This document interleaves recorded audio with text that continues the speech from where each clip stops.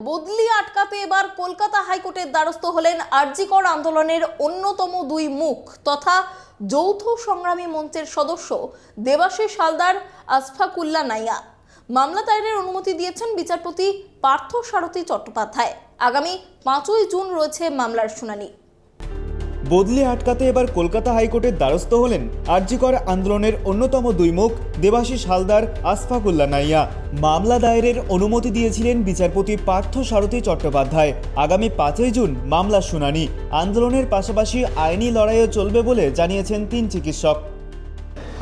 স্বাস্থ্য ভবন যে মেরিট বেসড কাউন্সিলিং আমরা যারা এসআর তাদের ক্ষেত্রে প্রায় 1600 জনের মধ্যে 3 জন আমাদেরকে, আমি আশফাকুল্লাহ নাইয়া এবং দেবাশিস হালদার, এই 3 জনকে তারা মেরিট বেসড যে কাউন্সিলিং প্রসেস শুরু করেছিল স্বাস্থ্য ভবন বিগত 2 থেকে 3 বছর ধরে, সেই জায়গাটাকে টোটালি ভায়োলেট করে যখন প্রপার জয়নিং দেওয়ার প্রশ্ন আসে তখন তাদেরকে অন্যান্য বিভিন্ন কলেজে ট্রান্সফার করে দেওয়া হয়।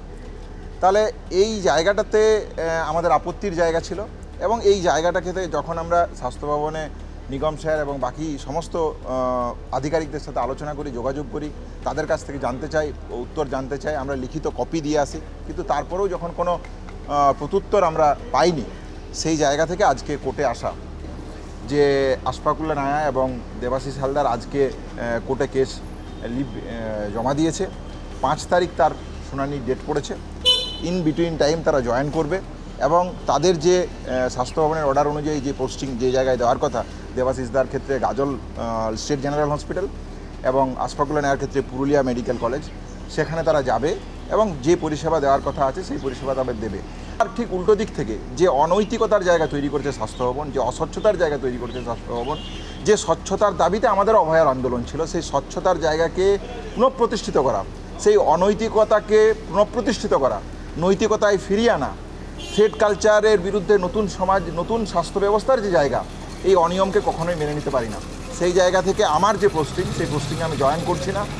রেগুলার বেঞ্চের জায়গা থেকে বাকি যে হাইকোর্টের যে আইনি জায়গা, সেই আইনি জায়গা খোলা থাকছে এবং প্লাস নাগরিক সমাজের কাছে আমরা কালকেই আমাদের দিক থেকে আপনারা বার্তা পাবেন, সুনির্দিষ্ট বার্তা। সেই বার্তা অনুযায়ী নাগরিক সমাজকে কেন্দ্র করে যে আন্দোলনের সুনির্দিষ্ট কর্মসূচি আমরা করেছি, সেই কর্মসূচির জায়গা আমরা ইতিমধ্যে আপনাদের কাছে রাখবো। নির্দেশিকা মতো কাজে যোগ দিচ্ছেন দেবাশিস হালদার এবং আশফাকুল্লাহ নাইয়া, কিন্তু প্রতিবাদ জারি রাখতে অনিকেত মাহাতো এখনই কাজে যোগ দেবেন না, নেবেন না স্টাইপেনও। সেখানেও আমরা আন্দোলন তৈরি করব। যদি কোনো রকমের স্বাস্থ্যের সেখানে অসুবিধা হয়, সেখানে যদি কোনো পেশেন্ট বেড না পায়, সেখানে যদি কোনো পেশেন্ট ট্রিটমেন্ট না পায়, এবং আমরা এখন নয়, আমাদের এটাই ভবিষ্যতের বলতে পারেন একটা টার্গেট, যে স্বাস্থ্য ব্যবস্থার কোনো জায়গায় কোনো মানুষের অপতুলতা না হয়।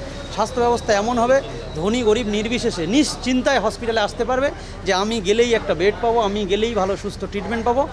এই লক্ষ্য সামনে রেখে আমাদের এবং অভয়ার ন্যায় বিচারের দাবি যেটা আমাদের সঙ্গে আছে, মানে ন্যায় বিচার এবং জনস্বাস্থ্যের যে ব্যাপারটা, সমস্ত কিছু নিয়ে এবং যত রকমের অন্যায় হচ্ছে তার বিরুদ্ধে আমাদের কিন্তু গর্জে উঠতে হবে, এবং সেটা শহরে থেকেও গর্জে উঠতে হবে, সেটা গ্রামে গিয়েও গর্জে উঠতে হবে। তাই একত্রিত আমাদের এই সম্মিলিত সিদ্ধান্ত, কোনো জায়গাটাকে আমরা গ্যাপ রাখছি না।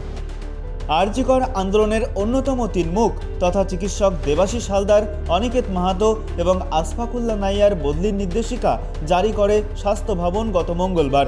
এই ট্রান্সফারের ব্যাখ্যা চাইতে স্বাস্থ্য সচিবের সঙ্গে দেখা করতে গেলে স্বাস্থ্য সচিব দেখা করতে চাননি। পুলিশের তরফে আটকানো হয় তাদের এবং এই 3 চিকিৎসক সহ জুনিয়র ডক্টর ফ্রন্টের সদস্যরা স্বাস্থ্য সচিবের ঘরের বাইরে শান্তিপূর্ণ অবস্থান শুরু করেন। কাউন্সিলিংয়ে তাদের কর্মক্ষেত্রে যে জায়গা উল্লেখ করা ছিল সেখানে না করে তাদের অন্যত্র বদলি করা হয়েছে বলে অভিযোগ 3 চিকিৎসকের। কাউন্সিলিংয়ে অনিকেত, আশফাকুল্লাহরা জানান তারা যথাক্রমে আরজি করে এবং আরামবাগ হাসপাতালে পোস্টিং চান, কিন্তু অভিযোগ মেধা তালিকায় বেরোনোর পর দেখা যায় দেবাশিসের মতো পোস্টিং বদলে গিয়েছে তাদেরও।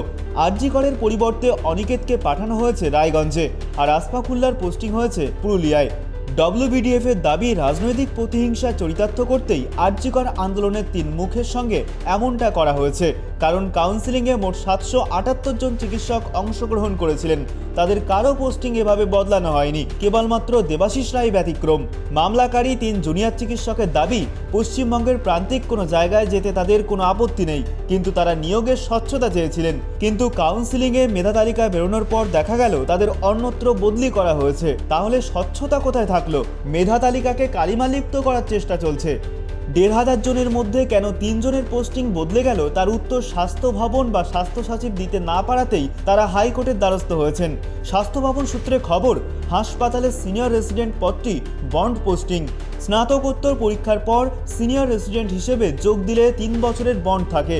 বন্ড না মানলে কিংবা 3 বছরের আগে বন্ড অমান্য করে বেরিয়ে এলে সংশ্লিষ্ট চিকিৎসককে 3 বছরে মোট 30 লক্ষ টাকা ক্ষতিপূরণ দিতে হয়। শুধু তাই নয়, যদি নির্দেশ মেনে কাজে যোগ না দেন তাহলে ভবিষ্যৎ অন্ধকার হতে পারে আশফাকুল্লাহ অনিকেতদের। কারণ আগামী দিনে কোনো কলেজে অধ্যাপনা করতে গেলেও অন্তত 1 বছর সিনিয়র রেসিডেন্ট হিসেবে কাজের অভিজ্ঞতা থাকা বাধ্যতামূলক। ক্যামেরায় স্বপন রায়ের সঙ্গে রিমিক মাঝের report, tribe TV Bangla, Kolkata.